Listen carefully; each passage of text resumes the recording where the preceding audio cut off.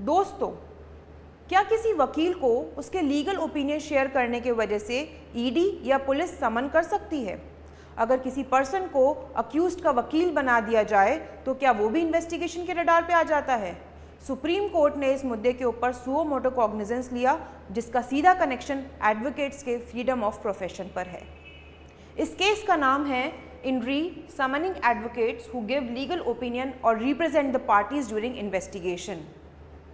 आजकल एक disturbing trend चल रहा है जहां पर इन्वेस्टिगेटिव एजेंसीज जैसे कि ईडी और पुलिस जो है वो लॉयर्स को समन कर देती है उनके लीगल ओपिनियन शेयर करने की वजह से, या फिर क्रिमिनल इन्वेस्टिगेशन के अंदर अगर उन्होंने अपने क्लाइंट को डिफेंड किया है। इन दोनों मुद्दों के ऊपर लॉयर्स को समन कर दिया जा रहा है आजकल, जिससे कि इंडिपेंडेंस ऑफ बार के ऊपर सीरियस क्वेश्चंस रेज किए जाते हैं।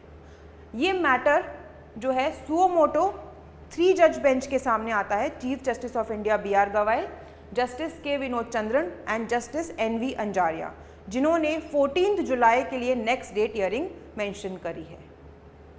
सो ये स्टार्ट कैसे हुआ? गुजरात पुलिस ने एक लॉयर को समन किया क्योंकि उन्होंने एक क्लाइंट को डिफेंड किया ड्यूरिंग द केस, और इस दौरान justice KV Viswanathan and justice NK Singh ने इस नोटिस पर स्टे लगाया और इस मैटर को चीफ जस्टिस ऑफ इंडिया को रेफर किया। अब ये प्रॉब्लमैटिक क्यों है? पहली बात, एक तो इंडिपेंडेंस ऑफ द बार के ऊपर क्वेश्चन सीरियस रेज होता है। सेकेंडली, अटॉर्नी क्लाइंट की जो कॉन्फिडेंशियलिटी है उसको डिस्टर्ब करता है। एंड थर्डली, आर्टिकल 21 में जो राइट टू फेयर ट्रायल है उसको भी अफेक्ट करता है। हमने कुछ महीनों पहले देखा कि ईडी में भी ऐसी ही कंट्रोवर्सी हुई थी, जहां पर ईडी ने 2 सीनियर एडवोकेट्स को समन किया था और उसके बाद एडवोकेट्स के प्रोफेशन के अंदर बार एसोसिएशंस ने सारे आउटरीच कर दिया, प्रोटेस्ट करने लग गए। ईडी ने विड्रू किया समन और एक नया सर्कुलर इशू किया, जिसके अंदर ये मेंशन किया गया कि अब कोई भी लॉयर को आप समन नहीं कर सकते हो अनटिल एंड अनलेस ईडी के डायरेक्टर की रिटन परमिशन ना हो। अब सुप्रीम कोर्ट से हम क्या एक्सपेक्ट कर सकते हैं?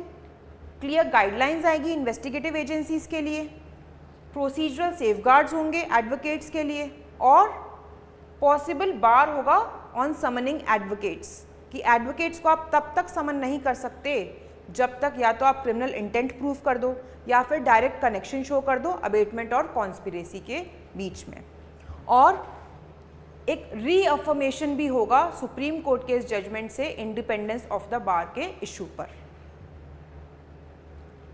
First time supreme court bar versus state power के इशू में डील कर रही है, जिसके द्वारा लीगल एथिक्स और प्रोफेशनल प्रोटेक्शन को लेकर हम फ्यूचर में आने वाली पॉलिसीज को देख सकते हैं, और साथ ही साथ न्यू प्रोसीजरल सेफगार्ड्स जो हैं लॉयर्स के लिए इसी गाइडलाइंस के थ्रू भी शेप अप हो सकते हैं।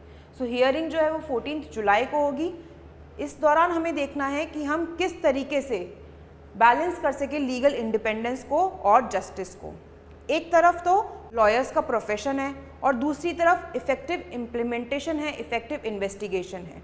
तो दोस्तों, आपको क्या लगता है, क्या लॉयर्स के प्रोफेशन को, फ्रीडम ऑफ प्रोफेशन को मेंटेन करने के लिए कुछ प्रोसीजर सेफगार्ड्स होने चाहिए, या फिर इसी तरीके से इन्वेस्टिगेटिव एजेंसीज ओवररीच करते रहें?